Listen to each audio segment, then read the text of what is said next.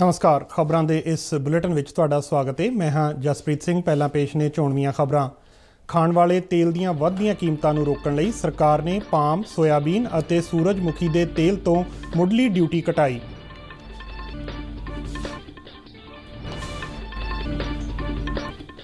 प्रधानमंत्री नरेंद्र मोदी वालों कल केदारनाथ धाम विखे आदि शंकराचार्य के बुत समेत कई होर प्रोजैक्ट लोकां नूं समर्पित। प्रधानमंत्री मोदी ने बाबा केदारनाथ की विशेष पूजा अर्चना अते रुद्र अभिषेक किया।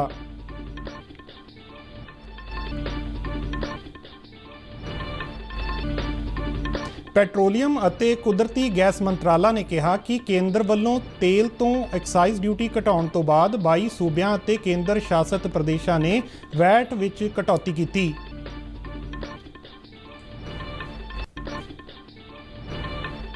ਨਵਜੋਤ ਸਿੰਘ ਸਿੱਧੂ ਨੇ ਕਿਹਾ ਕਿ ਚੰਨੀ ਸਰਕਾਰ ਜਵਾਬ ਦੇਵੇ ਕਿ ਬੇਅਦਬੀ ਅਤੇ ਨਸ਼ਿਆਂ ਦੇ ਮੁੱਦੇ ਨੂੰ ਲੈ ਕੇ ਕਿਹੜੇ ਕਦਮ ਚੁੱਕੇ ਗਏ ਨੇ।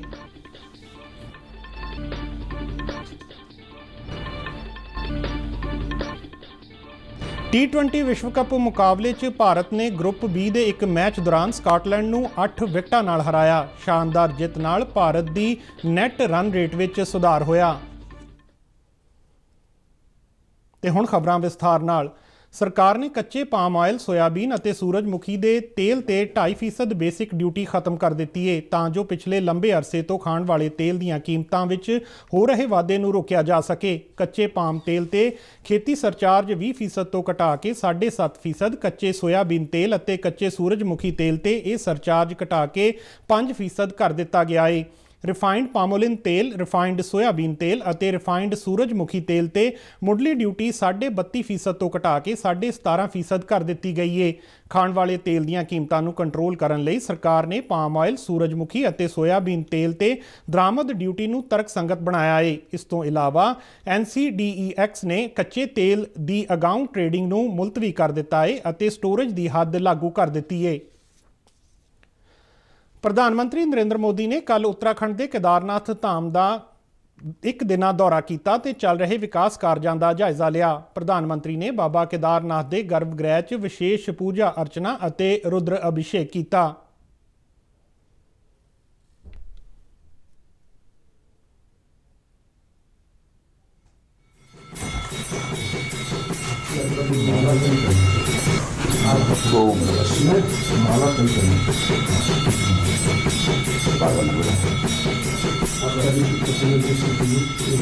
ज्योति का अर्थ होता है ज्ञान और इसी अखंड विज्ञान स्वरूप उन्होंने आध्यात्मिक गुरु आदि गुरु शंकराचार्य के 12 फुट उच्चे और 35 टन भार वाले बुत नूं जनता नूं समर्पित किया। काले पत्थर यानी कृष्ण शिला नाल तैयार इस बुत नूं एक चट्टान के रूप में बनाया गया है। बुत नूं जनता नूं समर्पित करन तो बाद प्रधानमंत्री नरेंद्र मोदी ने बुत के सामने बैठ के मानस पूजा की।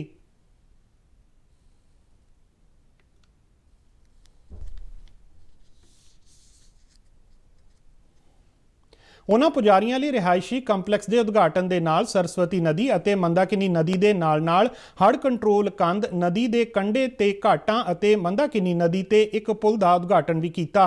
प्रधानमंत्री ने मुढ़ली डॉक्टरी सहायता केंद्र, सैलानी सहूलतां और मंदाकिनी आस्था मार्ग कतार प्रबंधन का नींह पत्थर भी रखा। आस्था पथ केदारनाथ मंदिर तक दर्शन नूं आसान बना देवेगा। अपने केदारनाथ धाम के दौरे दौरान एक जनसभा को संबोधन करदियां प्रधानमंत्री नरेंद्र मोदी ने 2013 च आए हड़ कारण वापरे दुखांत का जिक्र करदियां केदारनाथ धाम की आन बान शान मुड़ बहाल होने बारे अपने भरोसे नूं सबना नाल साझा किया। प्रधानमंत्री मोदी ने कहा कि भारतीय परंपरा च हमेशा मनुखी कल्याण की गल होंदी रही है। प्रधानमंत्री ने दस्सिया कि 4 धाम सड़क प्रोजैक्ट ते तेजी नाल काम हो रहा है। यह प्रोजैक्ट 4 धाम नूं मुख मार्गां नाल जोड़ेगा और आउण वाले समय च श्रद्धालु केदारनाथ आउण लई केबल कार की वरतों भी कर सकणगे। श्री हेमकुंड साहिब विखे भी दर्शनां लई रोप वे की उसारी की जा रही है। उन्होंने कहा कि अयोध्या विच भगवान श्री राम का विशाल मंदिर भी तैयार हो रहा है। प्रधानमंत्री मोदी ने कहा कि विकास होने नाल अगले 10 सालों च उत्तराखंड विच इन्ने सैलानी पुज्जणगे जिन्ने पिछले 100 सालों विच नहीं पुज्जे। आज़ादी की लड़ाई के नायकों के योगदान बारे गलबात करदिआं प्रधानमंत्री ने देशवासियों को कहा कि वह भारत की आज़ादी की लड़ाई नाल संबंधित थावां अते धार्मिक आस्था वाले तीर्थ स्थानां ते जाण तां जो उन्हां नूं भारत दीआं असली भावनावां ਤੇ ਜਜ਼ਬੇ ਬਾਰੇ ਪਤਾ ਲੱਗ ਸਕੇ। ਮਾਤ ਭੂਮੀ ਦੀ ਰੱਖਿਆ ਵਿੱਚ ਉੱਤਰਾਖੰਡ ਦੇ ਜਵਾਨਾਂ ਦੀ ਭੂਮਿਕਾ ਦੀ ਪ੍ਰਧਾਨ ਮੰਤਰੀ ਮੋਦੀ ਨੇ ਸ਼ਲਾਘਾ ਕੀਤੀ। ये देवभूमि मातृभूमि की रक्षा करने वाले अनेकों वीर बेटे बेटियों की ये जन्मस्थली भी है। यहां का कोई घर, कोई गांव ऐसा नहीं है जहां पराक्रम की कोई गाथा का परिचय न हो।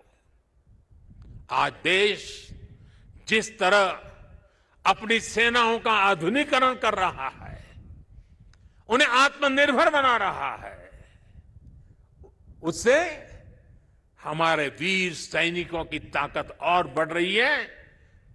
आज उनकी जरूरत को, उनकी अपेक्षाओं को, उनके परिवार की आवश्यकताओं को बहुत प्राथमिकता देकर के काम किया जा रहा है। उत्तराखंड के राज्यपाल retired lieutenant general Gurmeet Singh ਅਤੇ उत्तराखंड के मुख मंत्री पुष्कर सिंह धामी समेत केदारनाथ धाम नाल जुड़ियां कई नामवर शख्सियतां इस मौके मौजूद सन। केंद्र ने कहा है कि कुल 22 राज्यों ਤੇ केंद्र शासित प्रदेशों ने तेल ਤੇ ਕੇਂਦਰੀ ਆਬਕਾਰੀ ਡਿਊਟੀ ਨੂੰ ਘਟਾਉਣ ਦੇ ਫੈਸਲੇ ਤੋਂ ਬਾਅਦ ਖਪਤਕਾਰਾਂ ਨੂੰ ਰਾਹਤ ਦੇਣ ਲਈ ਹੁਣ ਤੱਕ ਪੈਟਰੋਲ ਅਤੇ ਡੀਜ਼ਲ ਤੇ ਵੈਟ ਦੀ ਇਕਸਾਰ ਕਟੌਤੀ ਕੀਤੀ ਹੈ। ਕੇਂਦਰ ਸਰਕਾਰ ਨੇ ਪੈਟਰੋਲ ਤੇ 5 ਰੁਪਏ ਅਤੇ ਡੀਜ਼ਲ ਤੇ 10 ਰੁਪਏ ਫੀ ਲੀਟਰ ਐਕਸਾਈਜ਼ ਡਿਊਟੀ ਘੱਟ ਕੀਤੀ ਹੈ। ਨਵੀਂ ਦਿੱਲੀ ਤੋਂ ਜਾਰੀ ਇੱਕ ਬਿਆਨ ਵਿੱਚ ਪੈਟਰੋਲੀਅਮ ਮੰਤਰੀ ਕੁਦਰਤੀ ਗੈਸ ਮੰਤਰਾਲਾ ਦੇ ਬੁਲਾਰੇ ਨੇ ਕਿਹਾ ਕਿ ਪੈਟਰੋਲ ਦੀ ਕੀਮਤ 'ਚ ਸਭ ਤੋਂ ਵੱਧ ਕਟੌਤੀ ਕਰਨਾਟਕ ਵਿੱਚ ਹੋਈ ਹੈ, ਜਿੱਥੇ ਇਸ ਵਿੱਚ 13 ਰੁਪਏ 35 ਪੈਸੇ ਫੀ ਲੀਟਰ ਦੀ ਕਟੌਤੀ ਕੀਤੀ ਗਈ ਹੈ। ਇਸ ਤੋਂ ਬਾਅਦ ਪੁਡੂਚੇਰੀ ਵਿੱਚ ਪੈਟਰੋਲ 12 ਰੁਪਏ 85 ਪੈਸੇ ਅਤੇ ਮਿਜ਼ੋਰਮ ਵਿੱਚ ਇਹ 12 ਰੁਪਏ 62 ਪੈਸੇ ਫੀ ਲੀਟਰ ਹੇਠਾਂ ਆਇਆ ਹੈ। ਬੁਲਾਰੇ ਨੇ ਦੱਸਿਆ ਕਿ ਦੇਸ਼ ਦੇ 14 ਸੂਬਿਆਂ ਤੇ ਕੇਂਦਰ ਸ਼ਾਸਿਤ ਪ੍ਰਦੇਸ਼ ਅਜਿਹੇ ਨੇ ਜਿਨ੍ਹਾਂ ਨੇ ਪੈਟਰੋਲ ਅਤੇ ਡੀਜ਼ਲ ਤੇ ਵੈਟ ਵਿੱਚ ਕੋਈ ਕਟੌਤੀ ਨਹੀਂ ਕੀਤੀ ਹੈ। ਪੰਜਾਬ, ਰਾਜਸਥਾਨ, ਦਿੱਲੀ, ਮਹਾਰਾਸ਼ਟਰ, ਪੱਛਮੀ ਬੰਗਾਲ, ਤਮਿਲਨਾਡੂ, ਤੇਲੰਗਾਨਾ, ਆਂਧਰ ਪ੍ਰਦੇਸ਼, ਕੇਰਲ, ਮੇਘਾਲਿਆ, ਅੰਡੇਮਾਨ ਨਿਕੋਬਾਰ, ਝਾਰਖੰਡ, ਓਡੀਸ਼ਾ ਅਤੇ ਛੱਤੀਸਗੜ੍ਹ ਕਟੌਤੀ ਨਾ ਕਰਨ ਵਾਲਿਆਂ ਵਿੱਚ ਸ਼ਾਮਲ ਨੇ। ਭਾਰਤੀ ਜਨਤਾ ਪਾਰਟੀ ਨੇ ਸੂਬਾ ਸਰਕਾਰਾਂ ਵੱਲੋਂ ਪੈਟਰੋਲ ਅਤੇ ਡੀਜ਼ਲ ਤੇ ਵੈਟ ਨਾ ਘਟਾਉਣ ਲਈ ਕਾਂਗਰਸ ਸਮੇਤ ਵਿਰੋਧੀ ਪਾਰਟੀਆਂ ਦੀ ਆਲੋਚਨਾ ਕੀਤੀ ਹੈ। ਨਵੀਂ ਦਿੱਲੀ 'ਚ ਪੱਤਰਕਾਰਾਂ ਨਾਲ ਗੱਲਬਾਤ ਕਰਦਿਆਂ ਪਾਰਟੀ ਦੇ ਬੁਲਾਰੇ ਗੌਰਵ ਭਾਟੀਆ ਨੇ ਕਿਹਾ ਕਿ ਪ੍ਰਧਾਨ ਮੰਤਰੀ ਨਰਿੰਦਰ ਮੋਦੀ ਵੱਲੋਂ ਪੈਟਰੋਲ ਅਤੇ ਡੀਜ਼ਲ ਤੋਂ ਐਕਸਾਈਜ਼ ਡਿਊਟੀ ਘਟਾਉਣ ਦੇ ਫੈਸਲੇ ਮਗਰੋਂ ਭਾਜਪਾ ਸ਼ਾਸਤ ਰਾਜਾਂ ਨੇ ਵੈਟ ਵਿੱਚ ਕਟੌਤੀ ਕੀਤੀ ਹੈ। ਬੁਲਾਰੇ ਨੇ ਸਵਾਲ ਕੀਤਾ ਕਿ ਵਿਰੋਧੀ ਸੂਬਾ ਸਰਕਾਰਾਂ ਪੈਟਰੋਲ ਅਤੇ ਡੀਜ਼ਲ ਦੀਆਂ ਕੀਮਤਾਂ ਵਿੱਚ ਆਮ ਲੋਕਾਂ ਨੂੰ ਰਾਹਤ ਕਿਉਂ ਨਹੀਂ ਦੇ ਰਹੀਆਂ। हर पल राजनीति करने वाले ये विपक्ष के नेता जो बार बार कहते थे महंगाई हो गई है, आम जनता के बारे में सोचो, कब सोचोगे। आज जो पहल आदरणीय प्रधानमंत्री जी ने की है, जो भाजपा शासित राज्यों में मुख्यमंत्रियों ने की है, वो ये लोग क्यों नहीं कर पा रहे हैं।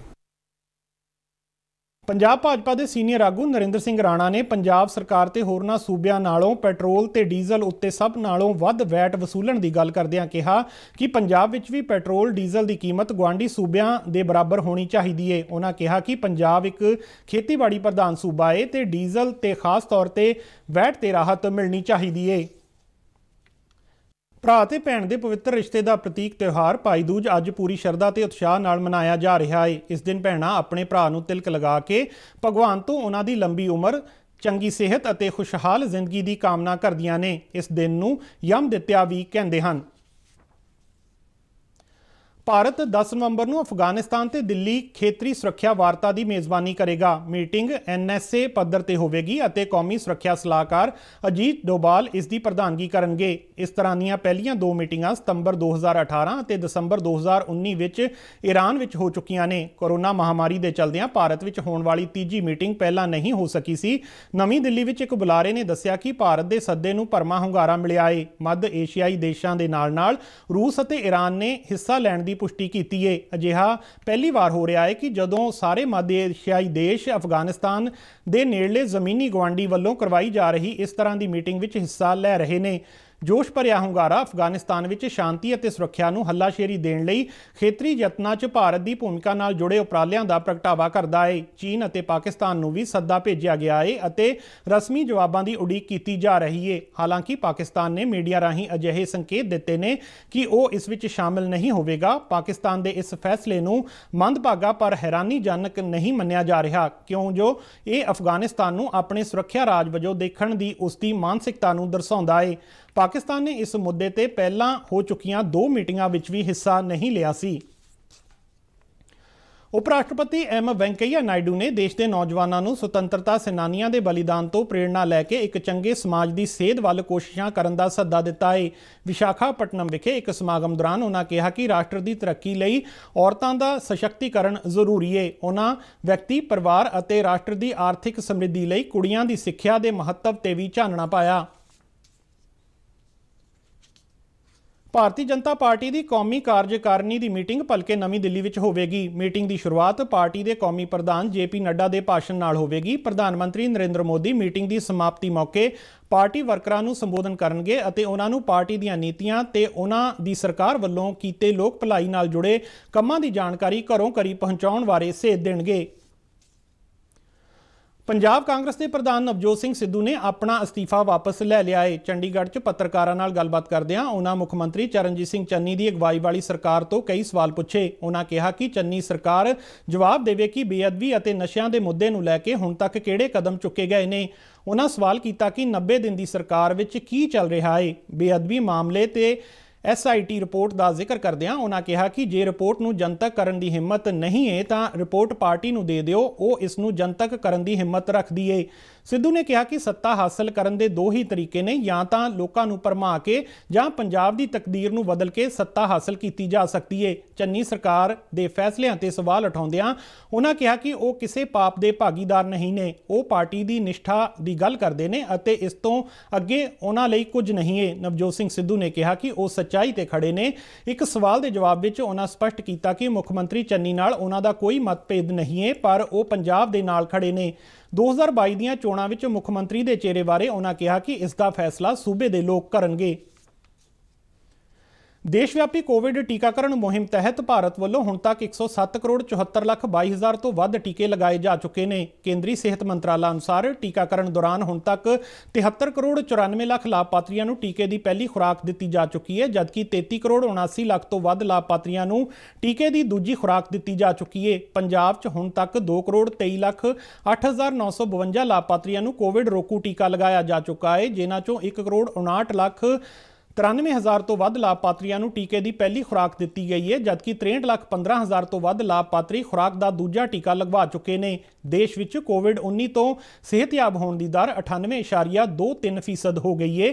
ਕੇਂਦਰ ਸਰਕਾਰ ਨੇ ਸੂਬਿਆਂ ਅਤੇ ਕੇਂਦਰ ਸ਼ਾਸਤ ਪ੍ਰਦੇਸ਼ਾਂ ਨੂੰ ਹੁਣ ਤੱਕ 116 ਕਰੋੜ ਤੋਂ ਵੱਧ ਕੋਵਿਡ ਰੋਧੀ ਟੀਕੇ ਮੁਹੱਈਆ ਕਰਵਾਏ ਨੇ।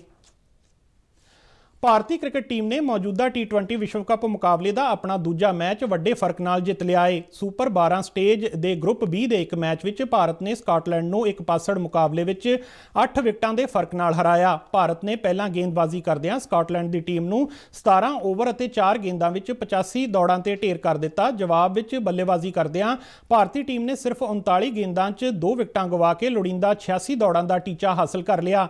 KL ਰਾਹੁਲ ਨੇ 19 ਗੇਂਦਾਂ ਵਿੱਚ 3 ਛੱਕੇ ਅਤੇ 6 ਚੌਕਿਆਂ ਦੀ ਮਦਦ ਨਾਲ 50 ਦੌੜਾਂ ਬਣਾਈਆਂ। ਰੋਹਿਤ ਸ਼ਰਮਾ ਨੇ 16 ਗੇਂਦਾਂ 'ਚ 30 ਦੌੜਾਂ ਦਾ ਯੋਗਦਾਨ ਦਿੱਤਾ। ਇਸ ਸ਼ਾਨਦਾਰ ਜਿੱਤ ਨਾਲ ਭਾਰਤ ਦਾ ਨੈਟ ਰਨ ਰੇਟ +1.619 ਹੋ ਗਿਆ ਹੈ, ਜਿਹੜਾ ਗਰੁੱਪ 2 ਦੀਆਂ 6 ਟੀਮਾਂ ਵਿੱਚੋਂ ਸਭ ਤੋਂ ਵਧੀਆ ਹੈ।